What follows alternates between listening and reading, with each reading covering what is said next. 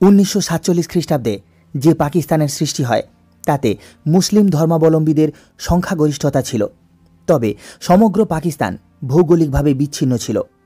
এর পশ্চিম অংশ ভারতের পশ্চিম দিকে অবস্থান করায় পশ্চিম পাকিস্তান নামে পরিচিত হয় এবং পূর্ব অংশ ভারতের পূর্ব দিকে অবস্থিত হওয়ায় পূর্ব পাকিস্তান নামে পরিচিত হয়। পূর্ব পাকিস্তানের তুলনায় পশ্চিম পাকিস্তানের আয়তন বেশি হলেও জনসংখ্যা বেশি ছিল পূর্ব পাকিস্তানে। পূর্ব পাকিস্তানের ওপর পশ্চিম পাকিস্তানের বঞ্চনার পরিপ্রেক্ষিতে 1947 খ্রিস্টাব্দে পূর্ব পাকিস্তানের বাঙালিদের মনে ক্ষোভ জমতে থাকে।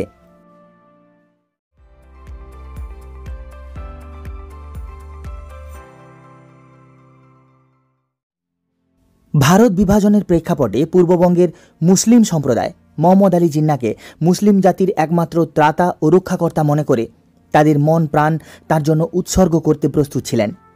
পূর্ববঙ্গের মুসলিমরা সেদিন স্বপ্নে বিভোর ছিলেন যে পাকিস্তান সৃষ্টি হলে মুসলিমরা হিন্দুদের অধীনতা থেকে মুক্তি পাবে, মুসলিমদের সমাজ, ধর্ম, সংস্কৃতি, ঐতিহ্য নিরাপদ হবে।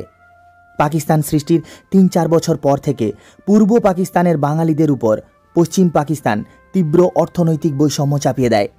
পাকিস্তানের জাতীয় আয়ের সিংহভাগ পশ্চিম পাকিস্তানের জন্য বরাদ্দ করে পূর্ব পাকিস্তানকে বঞ্চিত করা হয়। তারা পূর্ব পাকিস্তানের নেতৃবৃন্দের দাবি দেওয়ার প্রতি সম্পূর্ণ উদাসীনতা দেখায়। ফলে পশ্চিম পাকিস্তানের বিরুদ্ধে পূর্ব পাকিস্তানের বাঙালিদের মনে ক্ষোভ পুঞ্জীভূত হয়। পূর্ব পাকিস্তানে 98.16% বেশি এবং উভয় পাকিস্তান মিলে 56.40% বেশি মানুষের মাতৃভাষা ছিল বাংলা। অথচ পাকিস্তানের জনক মোহাম্মদ আলী জিন্নাহ বাংলার পরিবর্তে উর্দুকে পূর্ব পাকিস্তানের রাষ্ট্রভাষা হিসেবে ঘোষণা করেন। পূর্ববঙ্গের প্রধানমন্ত্রী খাজা নাজিমুদ্দিনও মনে করতেন যে সংস্কৃত ভাষা থেকে সৃষ্ট বাংলা হল হিন্দুদের ভাষা।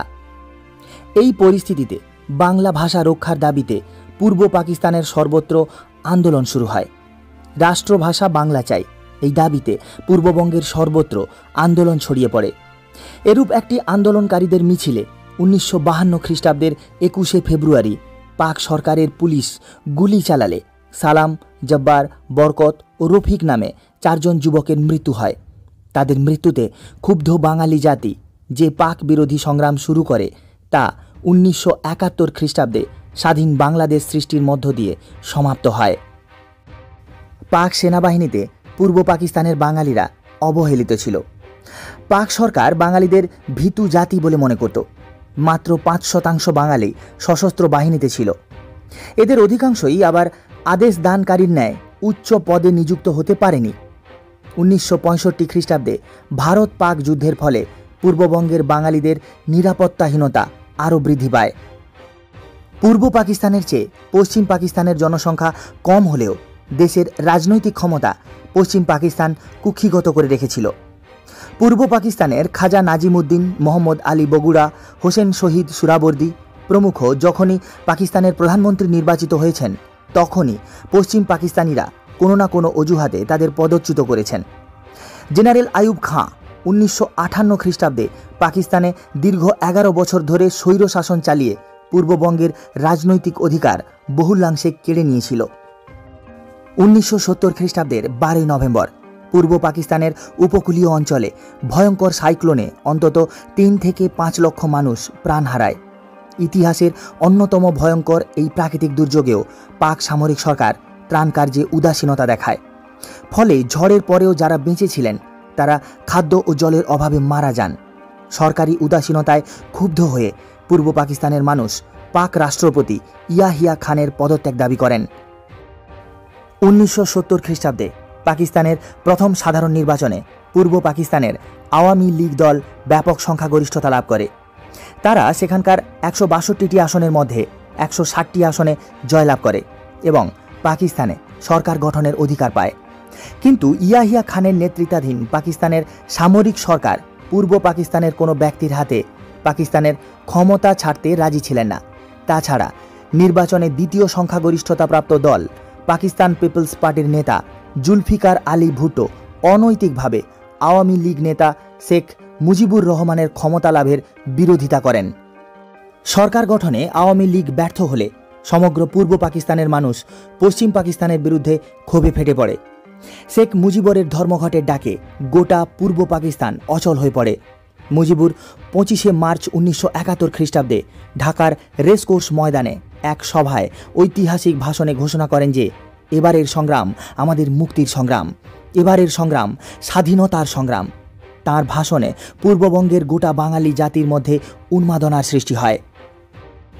এরকম পরিস্থিতিতে বেলুচিস্তানের কসাই নামে পরিচিত জেনারেল টিক্কা খানকে পূর্ব পাকিস্তানের গভর্নর করে ঢাকায় পাঠানো হয়।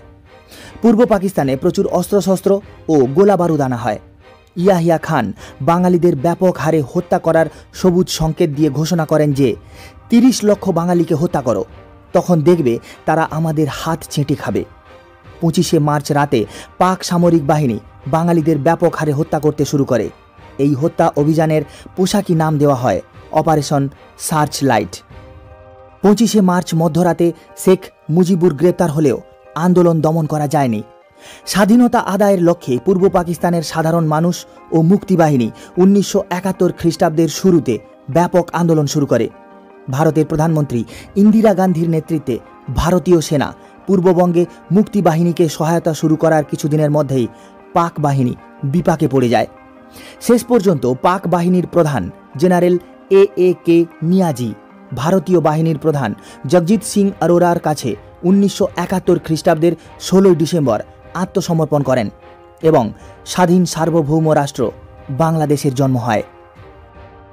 স্বাধীন সার্বভৌম রাষ্ট্র হিসেবে আত্মপ্রকাশ করলেও বাংলাদেশের রাজনৈতিক সুস্থিতি অধরাই থেকে যায়।